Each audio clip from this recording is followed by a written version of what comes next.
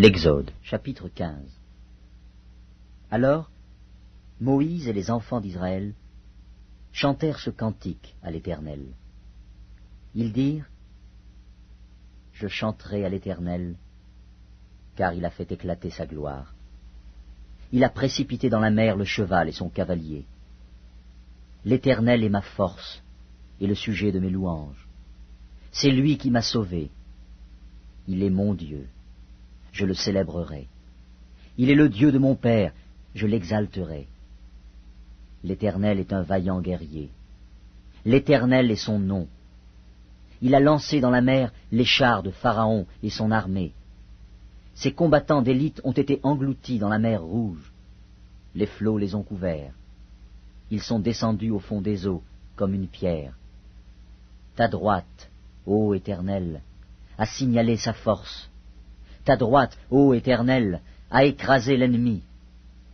Par la grandeur de ta majesté, tu renverses tes adversaires.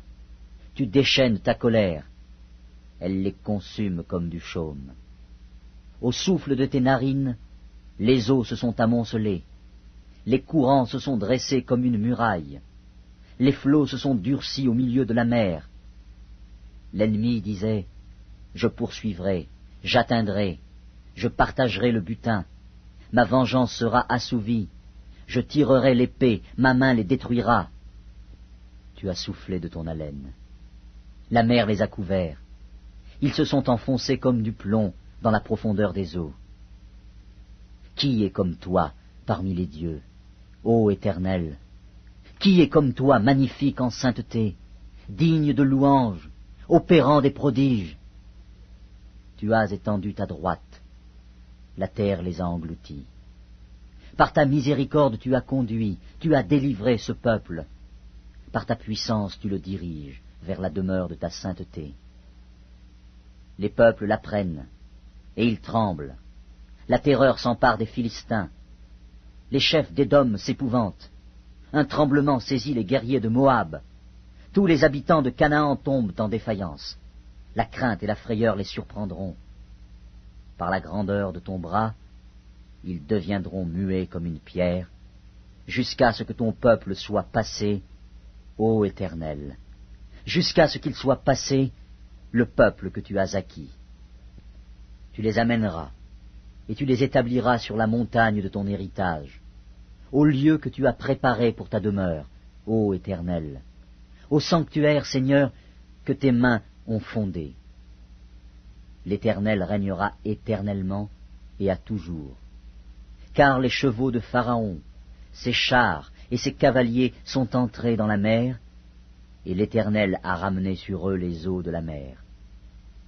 Mais les enfants d'Israël ont marché à sec au milieu de la mer.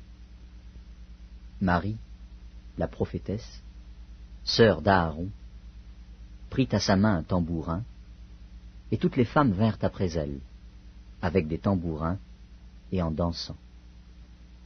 Marie répondait aux enfants d'Israël, « Chantez à l'Éternel, car il a fait éclater sa gloire. Il a précipité dans la mer le cheval et son cavalier. » Le peuple d'Israël dans le désert. Moïse fit partir Israël de la mer Rouge. Ils prirent la direction du désert de Shur, et, après 3 journées de marche dans le désert, ils ne trouvèrent point d'eau.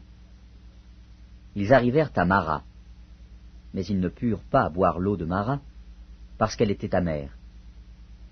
C'est pourquoi ce lieu fut appelé Mara. Le peuple murmura contre Moïse en disant, « Que boirons-nous » Moïse cria à l'Éternel, et l'Éternel lui indiqua un bois qu'il jeta dans l'eau, et l'eau devint douce. Ce fut là que l'Éternel donna au peuple des lois et des ordonnances, et ce fut là qu'il le mit à l'épreuve. Il dit, « Si tu écoutes attentivement la voix de l'Éternel, ton Dieu, si tu fais ce qui est droit à ses yeux, si tu prêtes l'oreille à ses commandements, et si tu observes toutes ses lois, je ne te frapperai d'aucune des maladies dont j'ai frappé les Égyptiens, car je suis l'Éternel qui te guérit. Ils arrivèrent à Élim, où il y avait 12 sources d'eau et 70 palmiers. Ils campèrent là, près de l'eau.